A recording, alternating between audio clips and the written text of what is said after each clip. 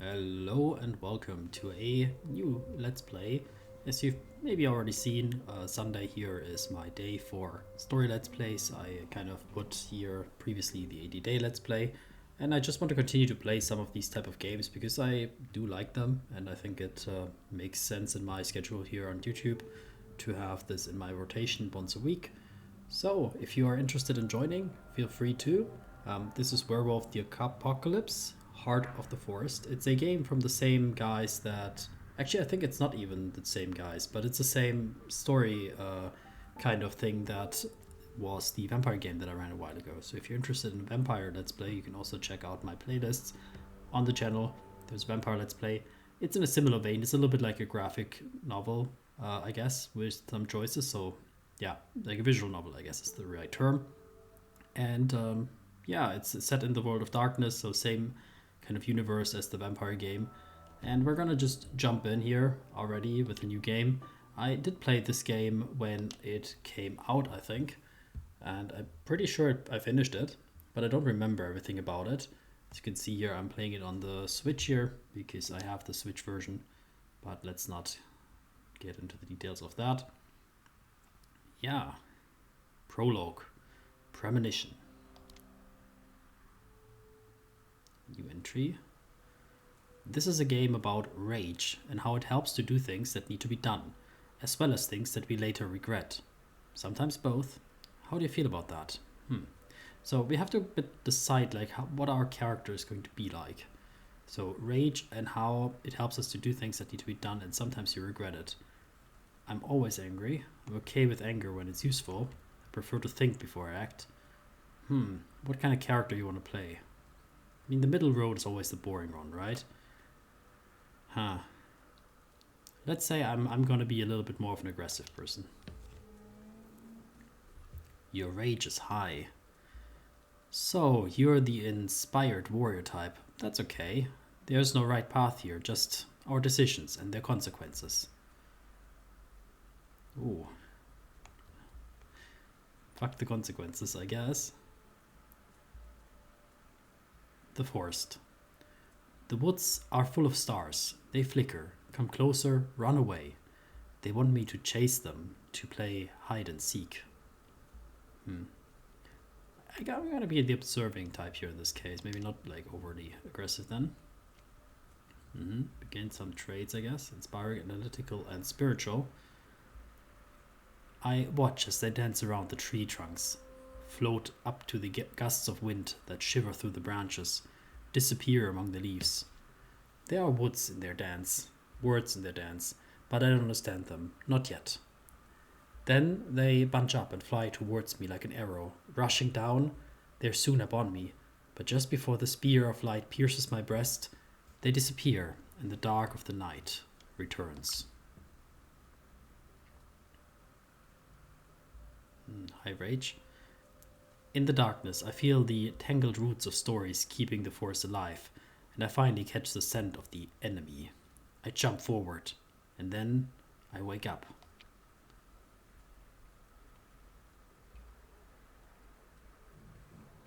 We just learned that our name on the top right is Maya.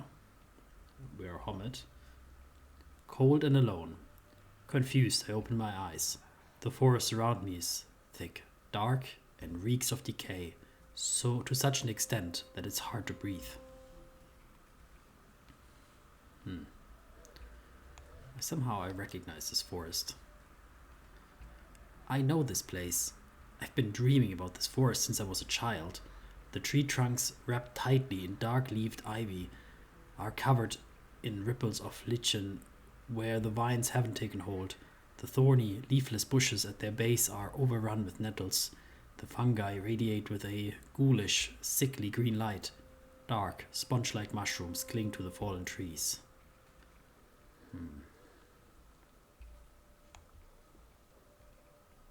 Something is rotten. I can't shake the feeling that something died nearby.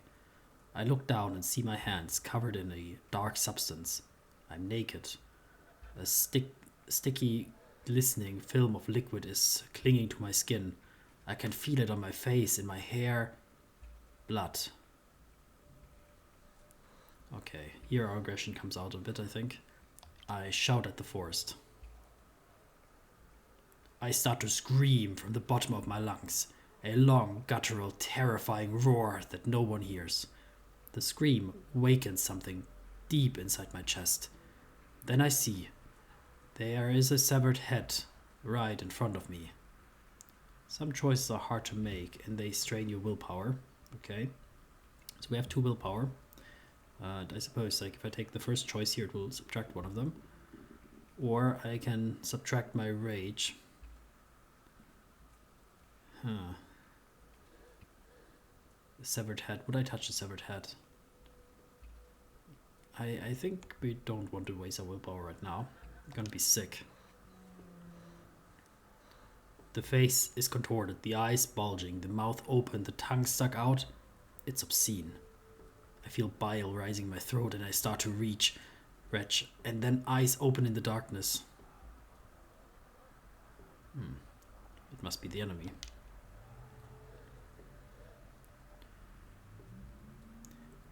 I can see their silhouettes, shades of jet black against the darkness. They reek of metal and acid and oil and money. Massive creatures, some with mandibles, some with spidery legs. Their faceted eyes burn like small industrial furnaces. I look at them, and something wakes inside my chest. Rage.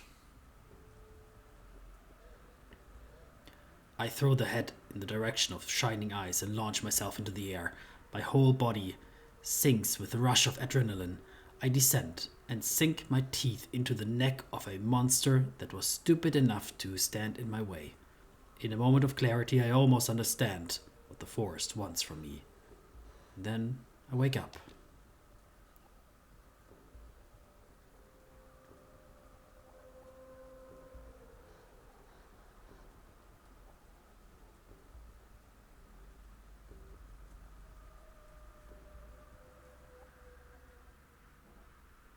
Chapter 1.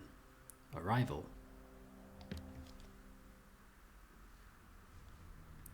Dreams. Maya, wake up! I jerked upright, irritated. My neck was stiff, and the movement sent a sudden sharp wave of discomfort through my body. I wasn't in the forest anymore. I was in a bus. The sun streaming through the windows was making it hard to see. The girl next to me was touching my shoulder, disturbed.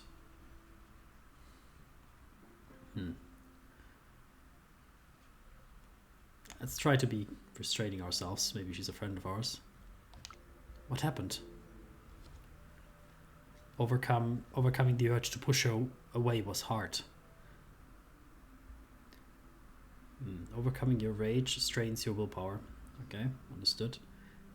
She looked at me concerned. You were singing, I guess, in your sleep? I blinked. The memory of the dream was still there, and the overwhelming smell of the old forest. I'm glad I'm not alone. Thank you for coming with me, I said. The girl next to me smiled. I think we're almost there. Her name was Anya. We'd met a couple of weeks earlier at the orientation day. She was from Norway, a tall, broad-shouldered, calm person who wore her long hair in braids. Somehow I'd managed to talk her into this crazy field trip across the lands of my ancestors. So I'm sympathetic. Let me just check here, like, what are our options here? Let me just find which key I need to press here. I'm not actually sure. Let me just check if I can view the controls. So I want to look at our journal. So we have a journal as well. We have a character sheet, so let's take a look at that, I suppose. Oh, okay, sorry for being a bit... Yeah, alright, let's look at the journal. So we have some tutorial stuff here that we can probably skip. Your whole health goes down to 0 and all that stuff. I think that's probably pretty logical.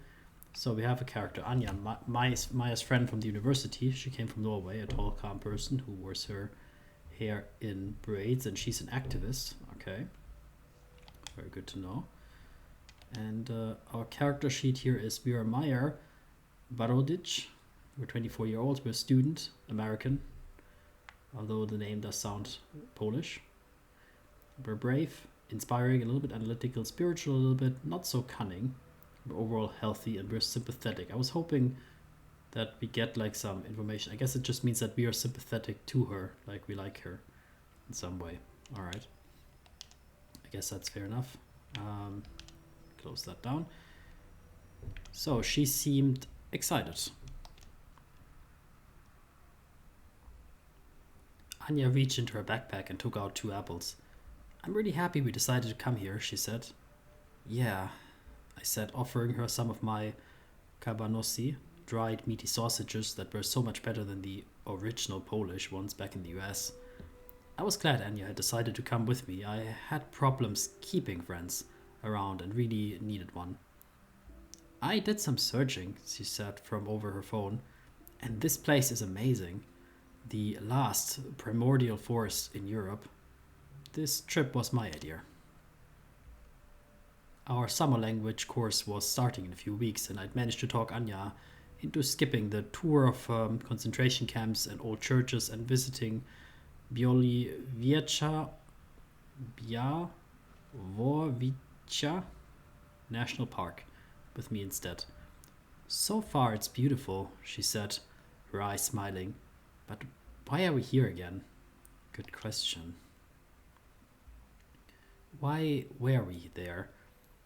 There being Białowieża, a small village in northeast Poland near the border with Belarus.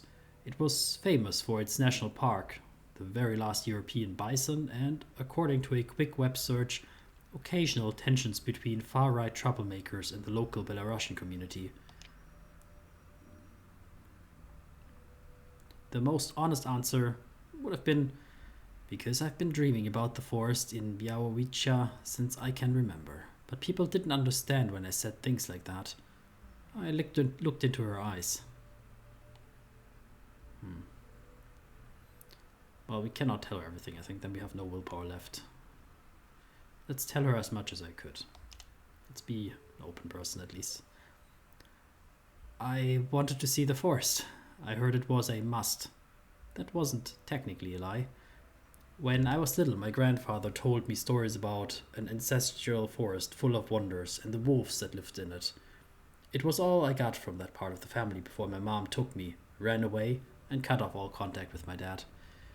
But I remembered the stories well, and I remembered the name of the forest. Puszcza Białowieża. This will always be our home, my grandfather used to say. I waited for her to respond. Anya fell silent for a moment.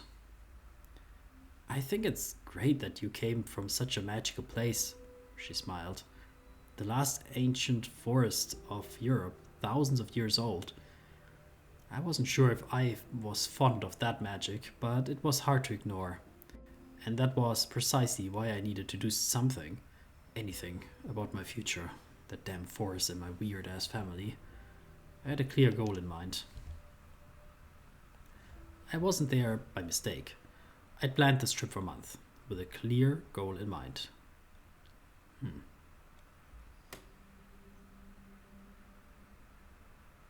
Well, I'll have to figure out my destiny. What else does a young person want to do, right? My grandfather's cryptic remarks, the strange dreams, all the drama with my dad's family, something was coming for me. Something big. I wasn't sure what to believe. I wasn't sure if I believed in destiny, but I needed to understand what was happening. I was ready to face whatever fate had in store for me. I had enough of sitting idly by as things happened to me. Welcome home. Białowieża looked like an overexposed photo of a village with the contrast turned all the way up. The sun wasn't just shining, it was shouting at the earth. And everything, the trees, the grass, the wooden houses, the fences, seemed weathered. Everything except the shadows, they were sharp, as though they were freshly painted with the darkest of inks. And they moved. For a second, I could have sworn they moved, but then I realized it was just a black cat walking down the sidewalks. When it saw me, it stopped in its tracks.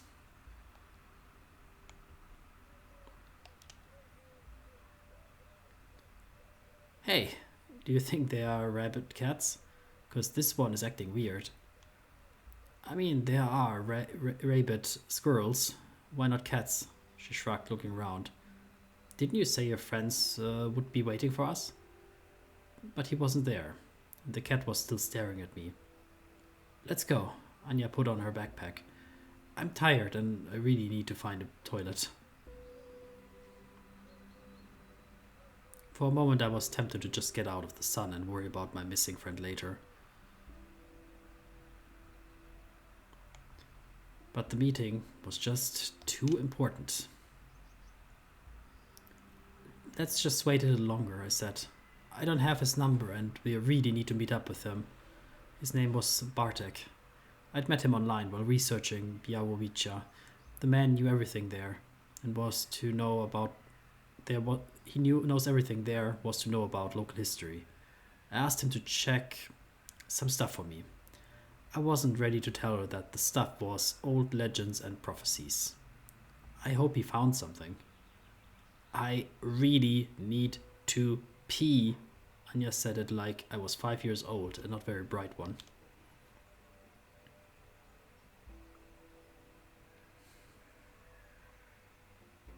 Okay, maybe our rage will come out a little bit here. I wasn't going anywhere. I said it's important. I wasn't going anywhere. Have it your way. See you at the B&B. Anya grabbed her backpack. I really can't wait anymore. Have fun. She winked at me and walked away. So I waited. And the creepy cat waited with me. Bartek was 15 minutes late, flustered and apologetic. It wasn't his dad's company, he explained. It was his dad's company, he explained while catching his breath.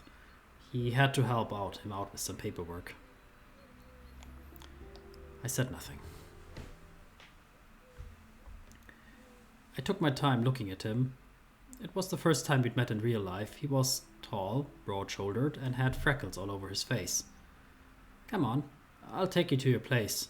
His accent was broad and very Eastern European. I caught him looking at me. He kept glancing at me out of the corner of his eye. When I caught his gaze, I could swear he looked scared. We walked along the only street in the village, slowly making our way towards the outskirts. The trees were growing denser, their scent becoming richer and more pronounced. I took a deep breath. So, what have you found in the way of local folktales / creepy prophecies / weird shit? I asked. Bartek shook his head. Nothing. Absolutely nothing. Sorry. He was avoiding my eyes. A trickle of sweat ran down his temple. He was lying straight to my face. What the fuck, man? I threw my eyes in the air. You wrote to me a few days ago that you had something. But he just clumped up. You know what? I think we should drop it. I stopped.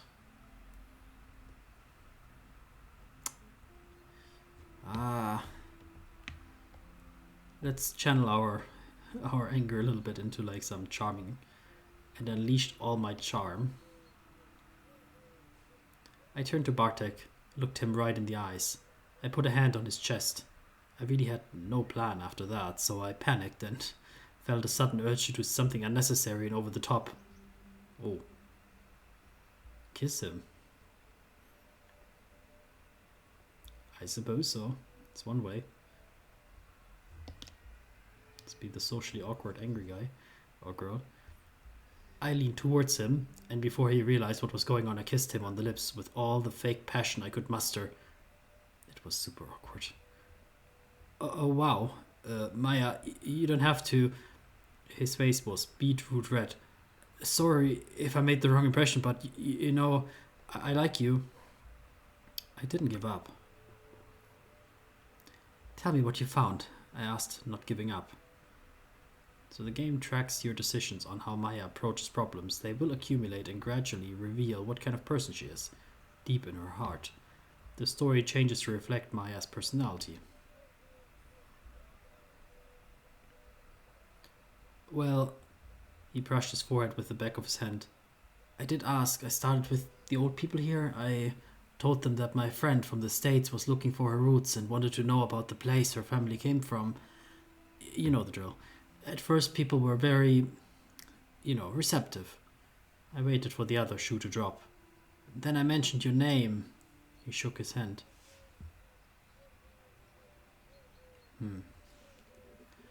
I urged him to continue. Bartek, no dramatic pauses, please.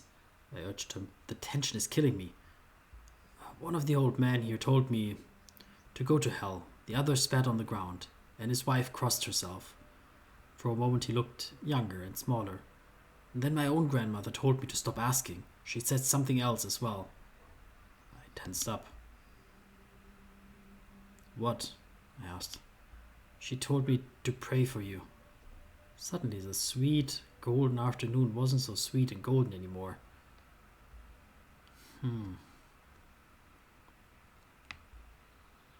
That piqued my interest. I knew there was something weird and twisted connecting me and my family to the forest. I could feel a shiver run down my spine. We walked in silence, but my mind was in overdrive. People didn't want to talk, and that could only mean one thing. I was on the right track. People are scared when they hear my name. My pulse quickened, and I tensed up like a hound that smelled blood. I was on the right track. So I learned something, and that brings me willpower. Okay.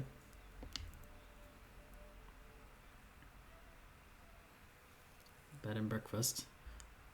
Yawowicha had a few hotels and hostels, but the preferred form of accommodation was bed and breakfasts. That's where we stayed.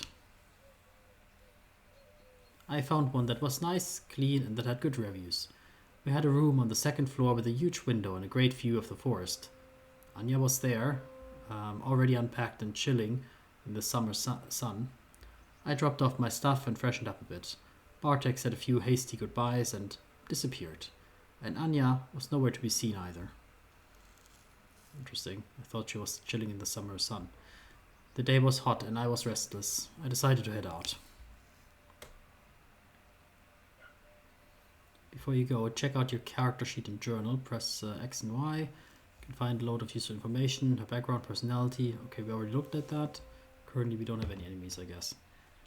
Białowice was a quaint tourist town, but I had other goals in mind. There was a reason why we brought Anya along, right? I asked her to go with me. Maybe she kind of grounds us a little bit, make us a little bit less aggressive. The lay of the land. I had a clear goal in mind. The land was calling me and I wanted to understand my destiny. Anya went with you. So we can go to the town or we can go to the forest.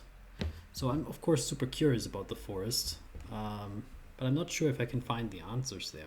Maybe I can feel the emotions of being there at some point. That would be valuable, but maybe talking to the people would be also valuable. What would we do first? I guess we're more close to our emotions right now, so let's at least look at the forest a bit.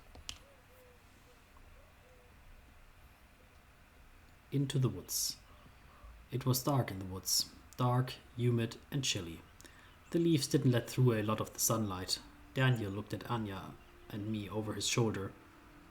How do you like her? We met maybe 20 minutes earlier. Bartek had told me Daniel was the best person to go to if I wanted to see the forest. So I found him, and now here we were. How do you like her? Does he mean the forest, maybe? I wasn't sure who he meant. Do you mean the forest? I asked. Polish was a strange language that gave the most unexpected genders to objects and ideas. I mean, puszcza. You get gestured around us. The word sounded like a wind rustling in the leaves. Puszcza. Puszcza is the right word, not forest. Forests are like field or orchards, cultivated. He spat as he said it. Puszcza. She's older than even the concept of fields. He was using the word as though it was a name. I looked at the puszcza again. I looked around with fresh eyes. I felt as though I'd entered an ancient battleground. Gigantic trees were locked in century-long wars for a place in the sun, as the trunks of fallen foes decomposed slowly at their feet. Young plants and colorful mushrooms were fighting their own battles over the rotting remains. The trees that still lived stretched toward the sky like columns holding up the vaulted canopy which blocked out all but a few rays of sunlight. Something moved in the leaves. I fought the urge to chase it.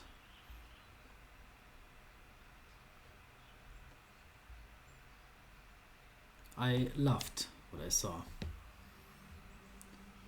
There should be more places like this, I said earnestly. Or more of this place. Daniel lifted his head and looked at me right in the eyes. Yes, you're right, he said with a serious expression. He was a strange guy, slender but muscular.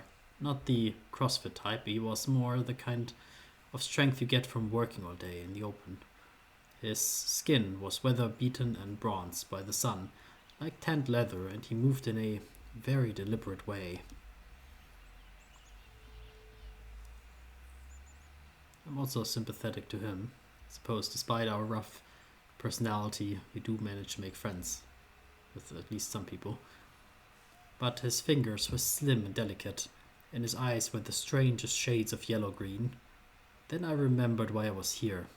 Does he know my family? Well, people get scared when they hear my name, so I think we know that. We could do the dream. Let's do the dream. There's a special reason I'm interested in the forest, I admitted. I'm not from here, I continued, but I think something secret connects me to this place. I dream about the forest a lot. Daniel stopped abruptly and turned to me, watching me for a while.